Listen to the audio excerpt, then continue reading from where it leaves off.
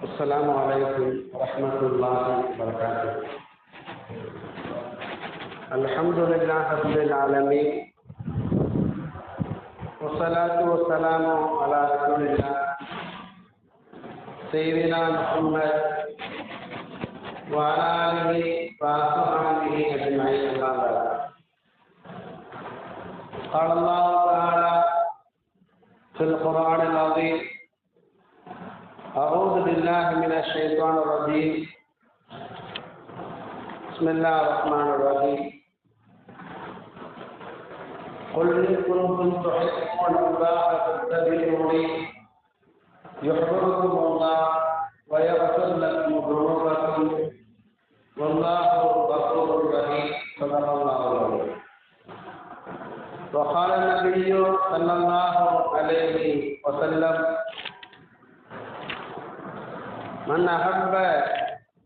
من أحيا سنتي فقد أحبني ومن أحبني كان معي في الجنة أو كما قال عليه الصلاة والسلام. ரப்புல் ஆலமீன் அல்லாஹ் தஆலா நாமும் நம்முடைய குடும்பத்தார்களும் உலகத்தில் வாழ்ந்தவர்களை இன்னும் மோசடித்த முஸ்லிமான ஆண்களும் பெண்களும் செய்துவிட்ட எல்லா பாவங்களையும் மன்னிப்பானாக. நோயற்ற நீண்ட ஆயுளை, குறைவற்ற செல்வத்தை தந்து அவனுக்கு பொருத்தமான வாழ்வை நாம் வாழ்வதற்கு அல்லாஹு தஆலா தௌஃபீக் செய்வானாக. ஆமீன். நபிகள் நாயகம் ஸல்லல்லாஹு அலைஹி வஸல்லம் இந்த உலகத்தில் நமக்கு சிறந்த நாகரீகத்தை கற்றுத் தந்தார்கள், சிறந்த குணங்களை போதித்தார்கள், கண்ணியமான அழகான நடைமுறைகளை நமக்கு சொல்லித் தந்தார்கள். எந்தெந்த நாகரீகம் நம்முடைய இமேஜை குறைக்குமோ அந்த நாகரிகத்தை விட்டு நம்மை தடுத்தார்கள். எந்தெந்த குணங்கள் நம்முடைய கண்ணியத்தை கெடுக்குமோ அந்த குணங்களை விட்டு நம்மை பாதுகாத்தார்கள்.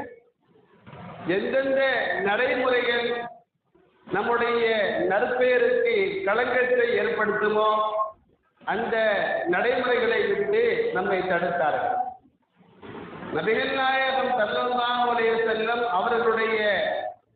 அவர்களால் சொல்லித்தரப்பட்ட கலாச்சாரத்தை, அவர்களால் வாழ்ந்து காட்டப்பட்ட நற்குணங்களை, அவர்களால் போதிக்கப்பட்ட சிறந்த நாகரிகத்தை சஹாபாக்களும் மகான்களும் பின்பற்றினார்கள். எனவேதான் சஹாபாக்களுடைய காலம் முடிந்து 1400 ஆண்டுகளுக்கு பிறகும் கூட, அந்த மகான்களை 1000 ஆண்டுகளுக்கு பிறகும் கூட இந்த உலகம் சஹாபாக்களை பற்றி புகழ்ந்து பேசுகிறது. 1000 ஆண்டுகளை கடந்தும் கூட மகான்களை, அவுலியாக்களை இந்த உலகம் கொண்டாடுகிறது என்று சொன்னால் அதற்கு ஒரே ஒரு காரணம்தான். நபி தோழர்களும் மகான்களும் நபிகள் நாயகம் ஸல்லல்லாஹு அலைஹி வஸல்லம் அவர்களால் கற்றுத்தரப்பட்ட நாகரிகத்தை, உயர்ந்த குணங்களை, அழகிய நடைமுறைகளை பின்பற்றி வாழ்ந்தார்கள். எனவேதான் காலம் சென்ற பின்பும் கூட இந்த உலகத்திலே அந்த சஹாபாக்களும் மகான்களும் மக்களால் நினைவு கூறப்பட்டு போற்றப்படுகிறார்கள். நாமும் இந்த உலகத்திலே வாழும் காலத்திலும், காலம் கழிந்த பின்பும் கூட, காலம் சென்ற பின்பும் கூட இந்த உலகத்திலே நாம் பேரோடும் புகழோடும் நிலைத்து நிற்க வேண்டுமானால் அல்லாஹ்வுடைய நபி அவர்களால் நமக்கு போதிக்கப்பட்ட, காட்டித்தரப்பட்ட அந்த அழகான நாகரிகத்தை, உயர்ந்த குணங்களை, சிறப்பான நடைமுறைகளை இந்த உலகத்திலே நாம் பின்பற்றி வாழ வேண்டும். அதற்கு அல்லாஹு தஆலா தௌஃபீக் செய்வானாக.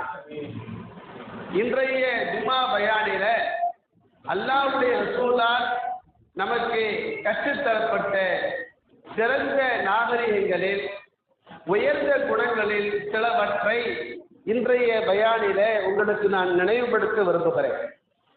நபிகள் நாயகம் ஸல்லல்லாஹு அலைஹி வஸல்லம் நமக்கு கற்றுத்தந்த ஒரு கண்ணியமான பழக்கம் என்ன தெரியுமா? இந்த உலகத்திலே நீங்கள் யாரிடத்திலும் பேசினாலும் சரியாக பேசுங்கள். நாயகம் சொன்னார்கள், கரெக்டாக பேசுங்கள். உங்கள் மீது எந்த குறையும் சொல்ல முடியாத அளவுக்கு நீங்கள் யாரிடத்தில் பேசினாலும் குறையாக பேசுங்கள். நபிகள் நாயகம் ஸல்லல்லாஹு அலைஹி வஸல்லம் சொன்னார்கள், வலா தகல்லம் பி கலாமி, ஒரு பேச்சை நீ பேசாதே. நபியிடத்தில் வந்து ஒரு சஹாபி, நாயகமே எனக்கு தாங்கள் நெருக்கென்று 4 வார்த்தை சொல்லு. ரசூலுல்லாஹ்விடத்தில் வந்து ஒரு சஹாபி சொல்லுகிறார், எனக்கு தாங்கள் நெருக்கென்று 4 வார்த்தை சொல்லுங்கள். குறைவாக பேசுங்கள், அழகாக பேசுங்கள்.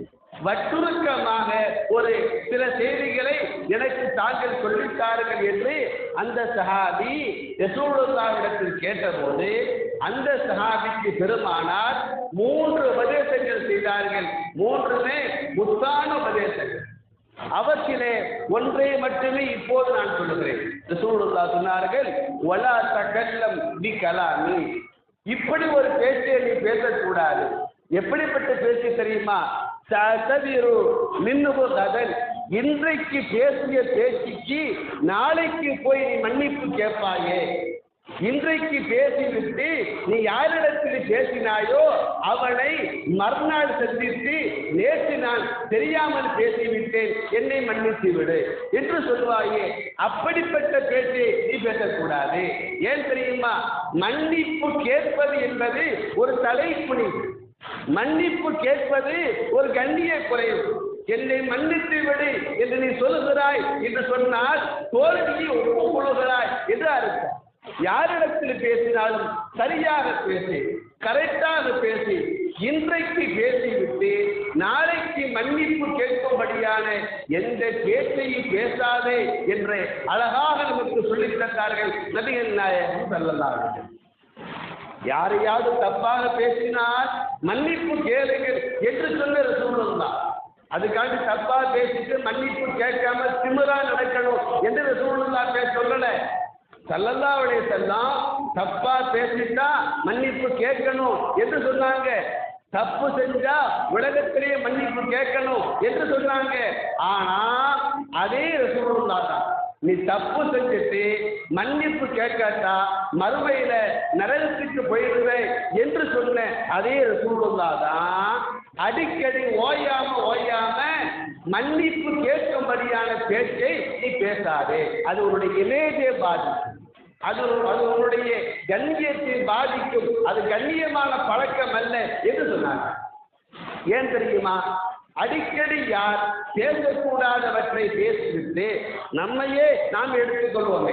அடிக்கடி பேசக்கூடாதவற்றை பேசிவிட்டு செய்யக்கூடாதவற்றை செய்துவிட்டு ஓயாமல் என்னை மன்னித்து விடு என்று சொல்லும் போது நாம் யாரை பேசினோமோ அவன் ஏதோ பேருக்கு மன்னிக்கலாமே தவிர மனப்பூர்வமாக மன்னிக்க மாட்டான்.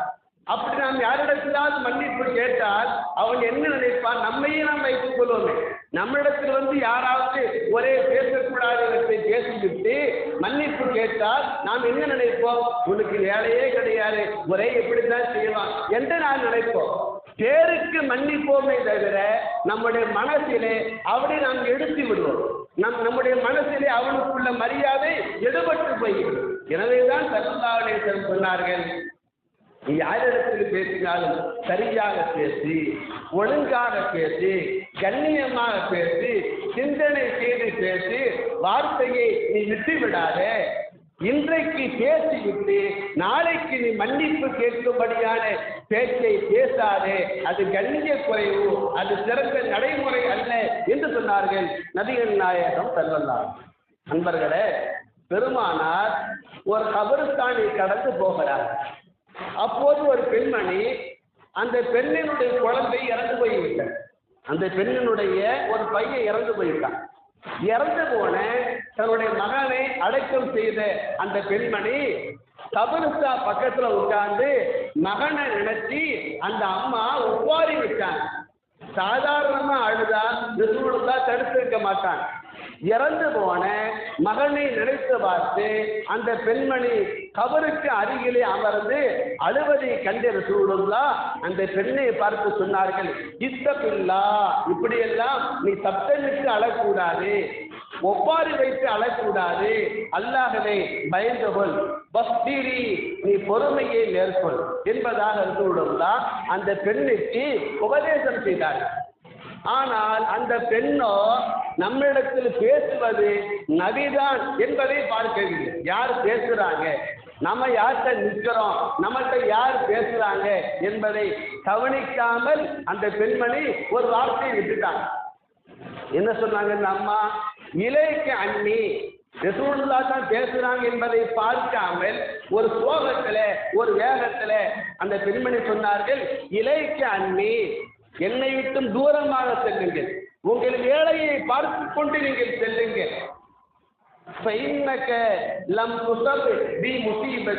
என் சோதனை உங்களுக்கு வரவில்லை, எனவேதான் இப்படி பேசுகிறீர்கள்.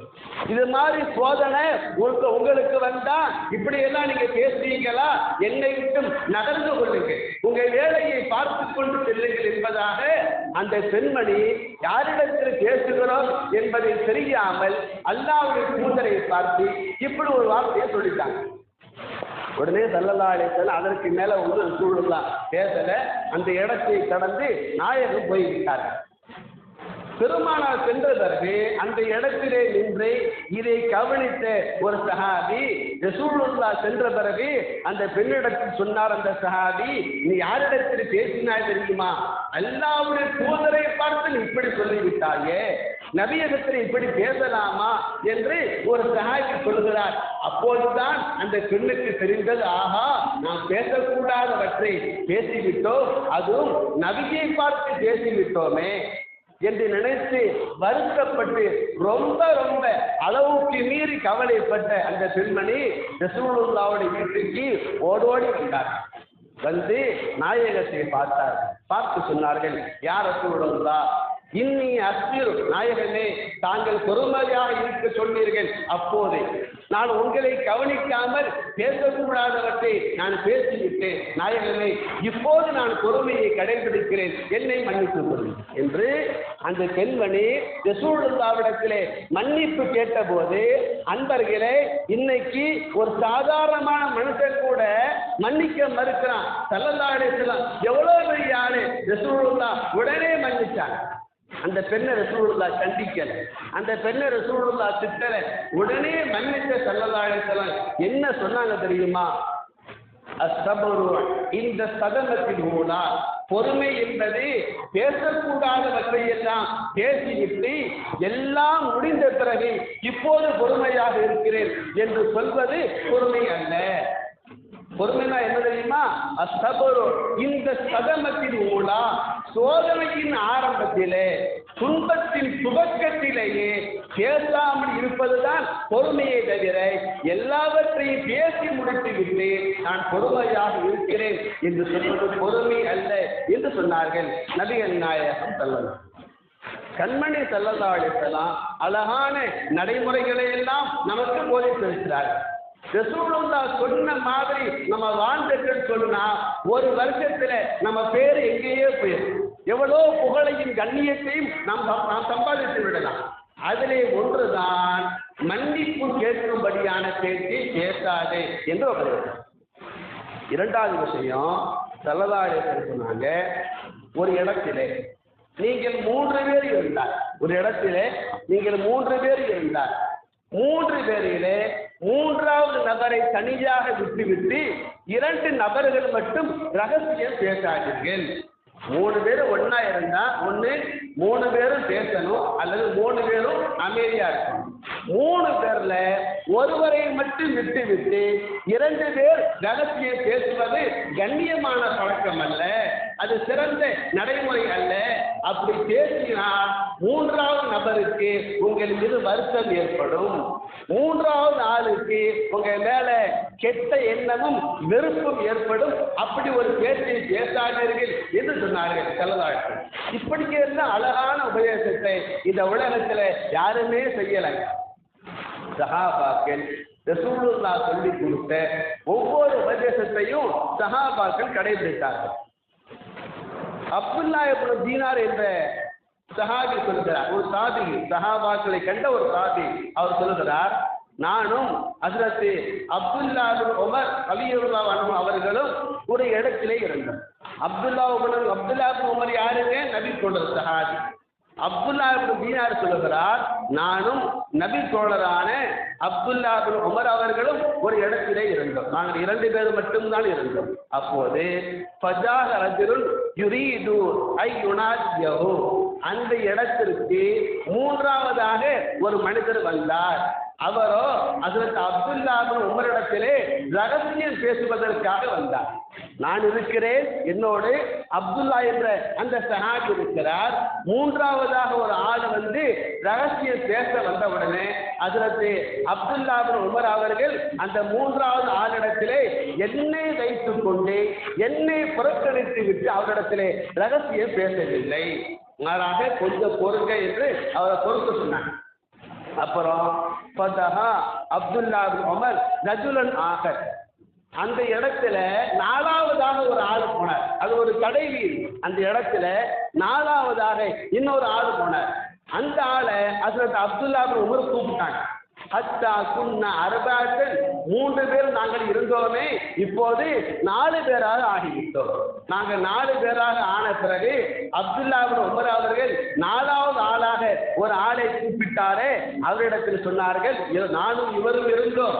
3ஆவதாக ஒரு நபரிடத்திலே ரகசியம் பேச வந்திருக்கிறார், இவர் மட்டும் தனியாக இருக்கிறார். நான் அவரிடத்திலே ரகசியம் பேசி முடிக்கும் வரையிலும் இவரோடு நீ பேசிக் கொண்டிரு. சுப்ஹானல்லாஹ். என்னோடு பேசுவதற்கு 4ஆவதாக ஒரு ஆளை ஏற்பாடு செய்துவிட்டு என்னையும் அவரையும் பேச வைத்து விட்டு தான் ஹஜ்ரத் அப்துல்லா அவர்கள் அந்த ஆளிடத்திலே ரகசியம் பேசினார்கள். அப்போது அப்துல்லா இப்னு உமர் ரலியல்லாஹு அன்ஹு அவர்கள் ஒரு ஹதீஸை சொன்னார்கள். فإني سمعت رسول الله يقول لا يتناجى اثنان دون واحد. நான் ஏன் இப்படி செய்தேன் தெரியுமா? ஸல்லல்லாஹு அலைஹி வஸல்லம் சொன்னாங்க, 3 பேர் இருந்தா 3ஆவது ஆளை விட்டுட்டு 2 பேர் மட்டும் ரகசியம் பேசக்கூடாது. அப்படி பேசுவதாக இருந்தா 3ஆவது ஆள் கூட பேசுறதுக்கு ஒரு 4ஆவது ஆளை ஏற்பாடு செஞ்சுட்டு தான் ரகசியம் பேசணும் என்று ஸல்லல்லாஹு அலைஹி வஸல்லம் சொன்னாங்க. எனவே இப்படி செய்தேன் என்று சொன்னார்கள் ஹஜ்ரத் அப்துல்லா இப்னு உமர் ரலியல்லாஹு அன்ஹு அவர்கள். அதே போல அன்பர்களே, நன்றி சொல்வது ஒரு சிறந்த நடைமுறையாக இருக்கும்.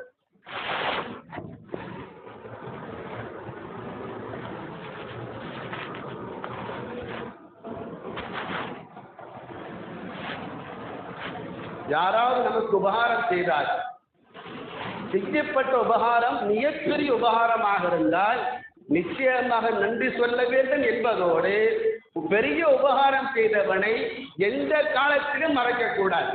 தந்தையை மறக்கக்கூடாது என்பதை போல, தாயை மறக்கக்கூடாது என்பதை போல, கணவன் மனைவியை, மனைவி கணவனை மறக்கக்கூடாது என்பதை போல, அண்ணனை மறக்கக்கூடாது என்பதை போல, முதலாளியை மறக்கக்கூடாது என்பதை போல, வாழ்க்கையிலே கை கொடுத்து கரை சேர்த்தவனை மறக்கக்கூடாது என்பதை போல.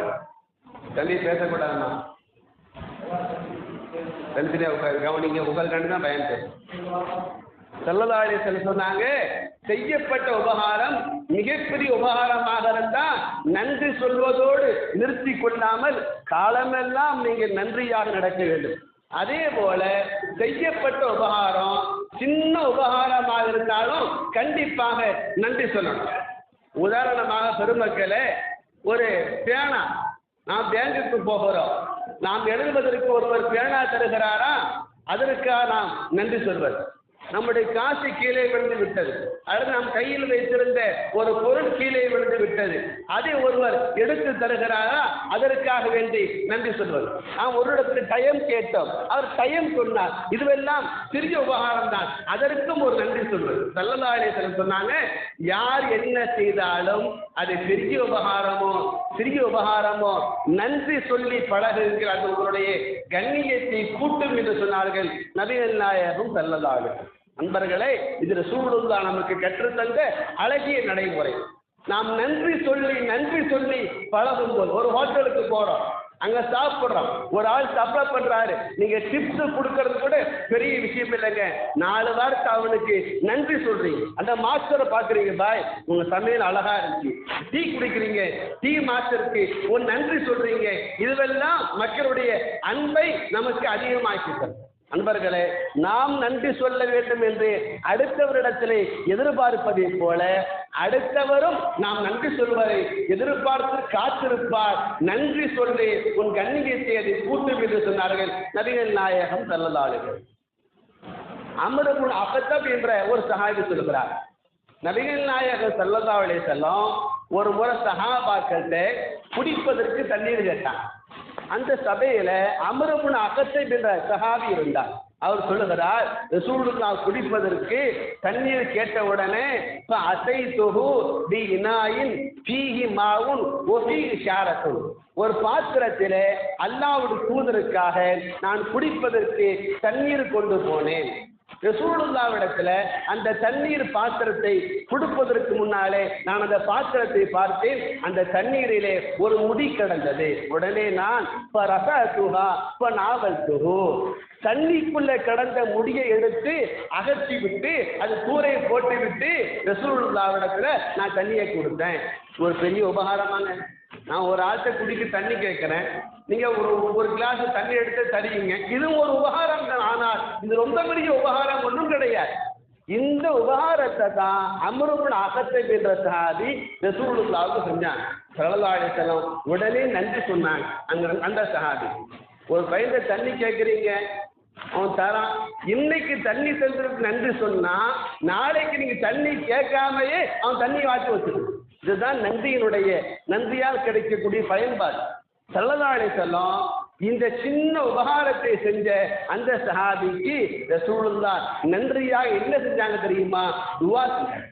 அல்லாஹும்ம ஜம்மில்ஹு, யா அல்லாஹ் இந்த சஹாபிக்கு அழகை கொடு, இந்த சஹாபியை அழகுள்ள சஹாபியாக ஆக்கி என்று ஸல்லல்லாஹு அலைஹி வஸல்லம் தனக்கு குடிப்பதற்கு தண்ணீர் வாக்கு கொடுத்த அந்த நபி தோழருக்கு நன்றியாக அல்லாஹ்வுடைய தூதர் யா அல்லாஹ் இவருக்கு அழகை கொடு என்று துஆ செஞ்சாங்க. அழகை கொடு என்றால் என்ன அர்த்தம் தெரியுமா? ஆரோக்கியத்தை கொடு என்று அர்த்தம். அழகை கொடு என்று சொன்னால் நீண்ட ஆயுளை கொடு என்று அர்த்தம். ஏன் தெரியுமா? ஒருவர் அழகாக இருக்க வேண்டுமானால் ஆரோக்கியமாக இருக்க வேண்டும். ஆரோக்கியமாக இருக்கும்போது அவருக்கு அல்லாஹ் நீண்ட ஆயுளை தருகிறான். ஸல்லல்லாஹு அலைஹி வஸல்லம் அந்த சஹாபிக்கு இப்படி ஒரு துஆவை செஞ்சதுனால அல்லாஹ் தஆலா அந்த சஹாபிக்கு இந்த உலகத்திலே 100 வயசையும் தாண்டி வாழும் பாக்கியத்தை அந்த சஹாபிக்கு அல்லாஹ் தஆலா கொடுத்தான். ரசூலுல்லாஹ் என்ற சஹாபி ஒரு முறை தண்ணீர் வாத்து கொடுத்தாரு. அதற்கு ரசூலுல்லாஹ் நன்றிக்காக துஆ செஞ்சு அவருக்கு 100 ஆண்டுகள் வாழக்கூடிய பாக்கியத்தை அல்லாஹ்வுடைய தூதரிடத்துல அருமையை ஸல்லல்லாஹு அலைஹி வஸல்லம் வாங்கி கொடுத்தாங்க. அது மட்டுமல்ல, அந்த சஹாபிக்கு அல்லாஹ் தஆலா அழகையும் கொடுத்தான்.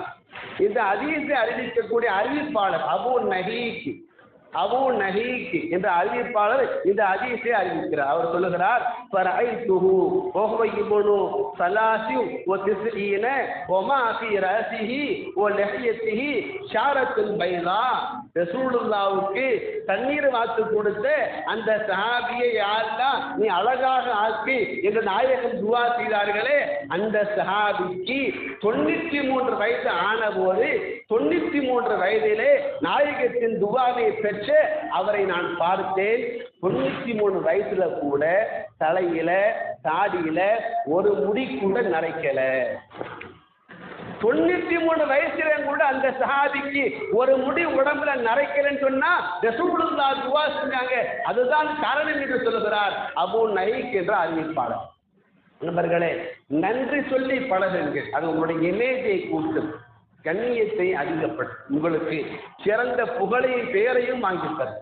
அதே போன்று நபிகள் ரசூலுல்லாஹ் நமக்கு கற்றுத்தந்த இன்னொரு சிறந்த நாகரிகம், ஒரு சிறந்த குணம் என்னவென்றால், எப்போதும் யாரிடத்தில் யாசகம் கேட்காதே, யாரிடத்தில் கையேந்தாதே, உன் கஷ்டத்தை அடுத்தவரிடத்தில் சொல்லாதே. அதுவெல்லாம் மலையேறி போச்சு. அடுத்தவன் கஷ்டத்தை பார்த்து அடுத்தவன் பார்த்த காலம் எல்லாம் மலையேறி போச்சு. இன்னைக்கு பெற்ற வாப்பாவுக்கு பிள்ளைக்கு நன்றியா இருக்கிறது இல்ல, காலமெல்லாம் தனக்காக வேண்டி உழைச்சி போட்டு, தனக்காக வாலிபத்தை இழந்து, தனக்காக ஆரோக்கியத்தை இழந்து, குடும்பத்திற்காக காலமெல்லாம் வெயிலோடு மழையோடு அலைந்து உழைத்து, காலமெல்லாம் வாலிபத்தை இழந்து வெளிநாட்டுக்கு போய் பல்லாண்டுகள் சம்பாத்தியம் செய்து அந்த கணவனுக்கு மனைவி கடைசி காலத்தில் நன்றியாக நடக்காத காலம் இந்த காலம். பெற்றோருக்கு பிள்ளை உதவாத காலத்திலே, கணவனுக்கு மனைவி உதவாத காலத்திலே, மூத்த அண்ணனால் வளர்த்து ஆளாக்கப்பட்ட தம்பி மூத்த அண்ணனை கவனிக்காத இந்த காலத்தில் இந்த மனுஷன் போய் நீ உதவி எதிர்பார்க்கலாமா? ஸல்லல்லாஹு அலைஹி சொல்றாங்க, உன் கஷ்டத்தை அல்லாஹ்விடத்தில் சொல், யாரிடத்திலும் அழாதே, அல்லாஹ்வை தவிர யாரிடத்திலும் கையேந்தாதே. ஸல்லல்லாஹு அலைஹி கற்றுக் கொடுத்து சிறந்த கண்ணியம். நீ யார்கிட்டையாவது எதையாவது கேட்பேன்னு சொன்னா ஒன்னும் தரமாட்டான், உன் கண்ணியம் தான் பாதிக்கப்படும் என்று சொன்னார்கள் சாகா நபிகள் ஸல்லல்லாஹு அலைஹி வஸல்லம். அதனால ரசூலுல்லாஹ் சஹாபாக்கள் என்ன சொன்னாங்க தெரியுமா? சஹாபாக்களே, நீங்க எல்லாம் கண்ணியமா இருக்கணுங்க, அதுதான் எனக்கு முக்கியம். எல்லாரும் என்ற வாக்குறுதி தாங்கங்க. என்ன வாக்குறுதி தரணும்? யாரிடத்திலும் கையேந்த மாட்டேன் என்று யார் வாக்குறுதி தந்து யாரிடத்திலும் கையேந்தாமல் யார் வாழுகிறாரோ அவருக்கு சொர்க்கம் கிடைக்க நான் பொறுப்பு என்று சொன்னாங்க ஸல்லல்லாஹு அலைஹி வஸல்லம். யாசகம் கேட்காமல் வாழுங்கள், யாரிடத்திலும் தேவையாகாமல் வாழுங்கள், யாரிடத்திலும் கஷ்டத்தை சொல்லாமல் வாழுங்கள், யாரையும் நம்பி வாழாதீர்கள், யாரையும் எதிர்பார்த்து வாழாதீர்கள், யாரிடத்திலும் எதையும் கேட்காதீர்கள். ரசூலுல்லாஹ் நமக்கு சொர்க்கத்தை வாங்கி தரும். அப்படியெல்லாம் கஷ்டத்துக்கு என்ன செய்வது? யார்கிட்டையும் ஒன்றும் கேட்கக்கூடாது, யார்கிட்டையும் கையெழுத்தக்கூடாது, யார்கிட்டையும் ஒன்றும் சொல்லக்கூடாது, யாரையும் எதிர்பார்க்க கூடாது. அப்படி கஷ்டம் எப்படி போகும்? கஷ்டத்தை போக்குவதற்கு ஸல்லல்லாஹு அலைஹி வஸல்லம் துஆ சொல்லி கொடுத்தாங்க, திக்ர் சொல்லி கொடுத்தாங்க. அந்த திக்ரை ஓதுங்க. நண்பர்களே, ஒரு அற்புதமான சம்பவம், உஸ்துல் காபா என்ற கிதாபில் வரக்கூடிய ஒரு அழகான சம்பவம். தாவூத் அபி ஹிந்த் என்பவர் சொல்லுகிறார். தாவூத் அபி ஹிந்த் அவர் சொல்லுகிறார், நாங்கள் ஒரு முறை மக்காவுக்கு சென்றோம். இப்போ நசல்னா மந்திரன், மக்காவிலே நாங்கள் ஒரு இடத்திலே தங்கினோம். பஜாத் ஆராபியுன் அலத்தினா பல நோட்டிகா. தாவூத் என்பவர் சொல்லுகிறார், நாங்கள் மக்காவுக்கு போனோம் குடும்பத்தோடு, ஒரு இடத்தில் நாங்கள் தங்கியிருந்தோம். நாங்கள் இருந்த இடத்திற்கு ஒரு பெண்மணி வந்தாங்க. எங்கிட்ட சாப்பிடறதுக்கு சாப்பாடு கேட்டாங்க. அங்கே எதையாச்சும் கொடுத்துருக்கணும். அந்த அம்மா சாப்பாடு கேட்ட பொழுது நாங்கள் சாப்பாடு அந்த அம்மாவுக்கு கொடுக்கல. கொஞ்ச நேரம் அந்த இடத்துல நாங்கள் தங்கியிருந்தோம். சற்று நேரம் கழித்து நாங்கள் அந்த இடத்தை விட்டு புறப்படுவதற்கு முற்பட்ட அந்த நேரத்தில் அத்தா உசீபத்து நாக்கத்துள்ளனா எங்களுடைய ஒரு ஒட்டகத்திற்கு முடியாமல் போய்விட்டது. நாங்கள் கொண்டு போயிருந்த, அங்கே பயணம் செய்து போயிருந்த ஒரு ஒட்டகத்திற்கு முடியாமல் போய்விட்டது. வேறு வழி கிடையாது. இனிமே அந்த ஒட்டகத்தில் பயணம் செஞ்சு போக முடியாது.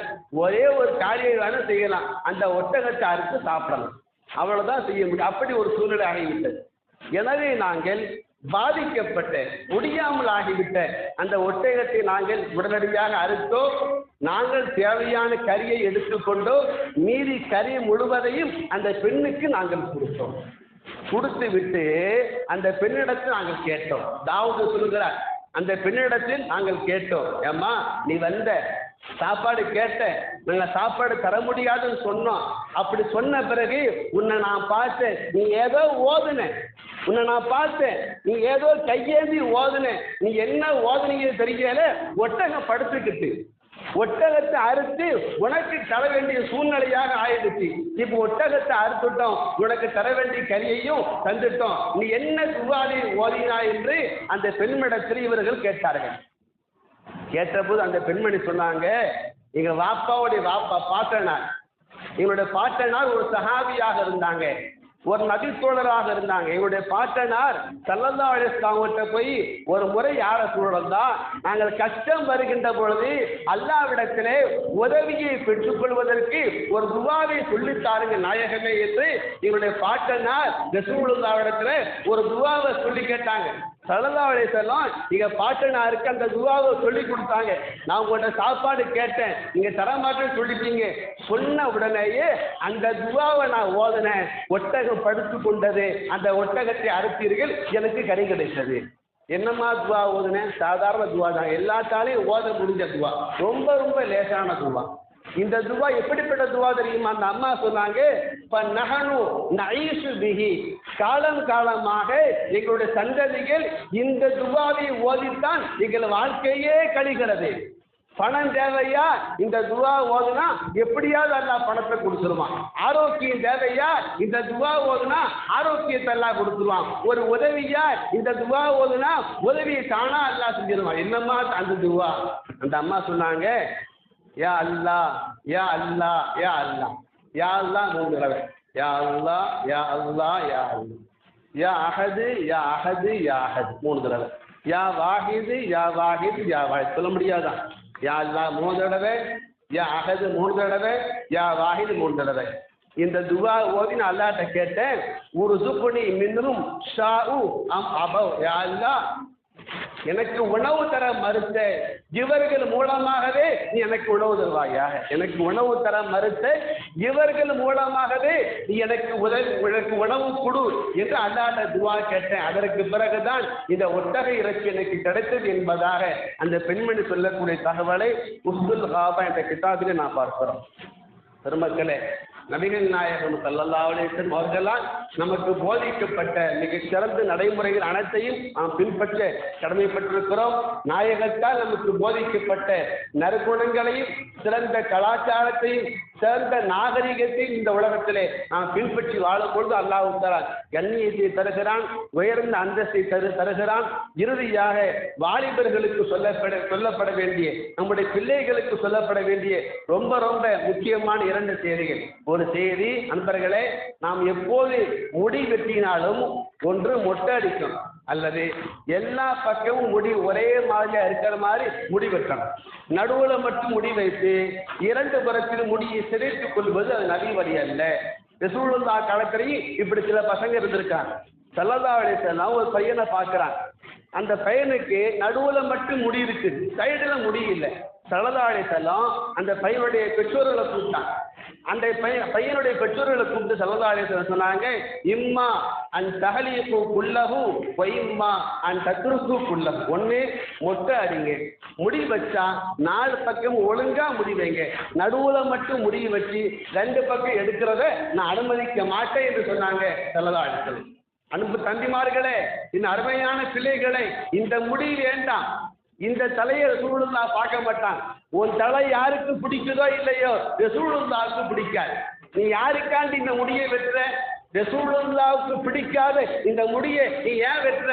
உங்க பாப்பாவுக்கு பிடிக்குதா? பிடிக்கிறது இல்லை இந்த தலை. உங்க அம்மாவுக்கு பிடிக்குதா? பிடிக்கிறது இல்லை. நீ பள்ளிக்கூடத்துல படிக்கிறியே, உன் வாத்தியாருக்கு இந்த தலை பிடிக்குதா? பிடிக்கிறது இல்லை. பெரியவங்க இந்த தலையை மதிக்கிறாங்களா? மதிக்கிறது இல்லை. எந்த பொம்பளை புள்ளியாவது இந்த தலையை பார்க்குமா? இந்த மாங்காய் தலையை பார்க்காது. அப்படி எதுக்கு இந்த முடியை நீ வெட்டுற?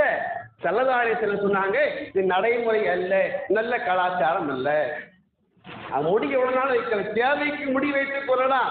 ஆனால் ஒன்று மொட்டை அடிக்கணும் அல்லது 4 பக்கமும் ஒழுங்காக சேஃபாக முடி இருக்கிற மாதிரி முடி வெட்டணுமே தவிர நடுவுல மட்டும் முடி வைத்து சைடு பகுதியிலே சிதைப்பது என்பது அது நபி வழி கிடையாது. இன்னொரு முக்கியமான செய்தி, அதே போல ஆண்களுக்கு மறைக்க வேண்டிய பகுதி தொப்புள் முதல் முட்டுக்கால் வரையில் ஆண்களுக்கு மறைக்கும்.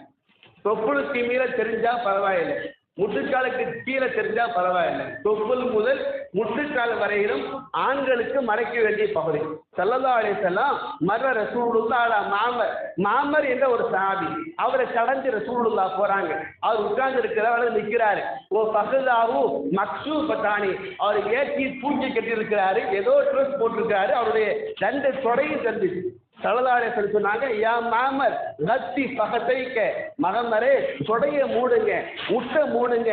ஃபைனல் பகதைனி அவுரத்து, ஆண்களுக்கு தொடை என்பது மறைக்க வேண்டிய பகுதி. ஸல்லல்லாஹு அலைஹி வஸல்லம் இன்னைக்கு நிறைய பையன் டவுசர் போடுறான், விளையாடும் போது டவுசர் போடுறான், தெருல போகும்போது டவுசர் போடுறான், குளிக்க போகும்போது டவுசர் போடுறான். டவுசர் போடாத. ஆண்களுக்கு மறைக்க வேண்டிய பகுதி தொப்புள்ள இருந்து முட்டு வரையிடும். டவுசர் படக்கூடாது, உன் முட்டு தெரியக்கூடாது, உன் தொட தெரியக்கூடாது. மறைக்க வேண்டிய பகுதியை காட்டுவது அது பாவத்தை. அதே போல பெரிய ஆட்கள் முட்டுக்கு மேல வேட்டி கட்டக்கூடாது. முட்டுக்கு மேல வேட்டி வீட்டுல கட்டிக்கங்க. நம்ம வெளியே போகும் பொழுது நம்முடைய முட்டு மறைக்கப்படும், கொடை மறைக்கப்படும், அது மறைக்கப்பட வேண்டிய பகுதி என்பதை எங்கள் கவனத்திலே கொள்ளுங்கள். இப்படிப்பட்ட செயல்பாடு நம்முடைய கண்ணியத்தை கெடுக்கக்கூடிய செயல்பாடாக இருக்கிறது. நபிகள் நாயகம் ஸல்லல்லாஹு அலைஹி அவருடைய எல்லா சுன்னத்துக்களையும் நாம் முழுமையாக பின்பற்றி வாழ்வதற்கு அல்லாஹு தஆலா தௌஃபீக் செய்வானாக. ஆமீன் யா ரப்பல் ஆலமீன். வ ஆகிரு தஅவானா அல்ஹம்துலில்லாஹி ரப்பில் ஆலமீன். அஸ்ஸலாமு அலைக்கும் வரஹ்மத்துல்லாஹி வபரகாத்துஹு.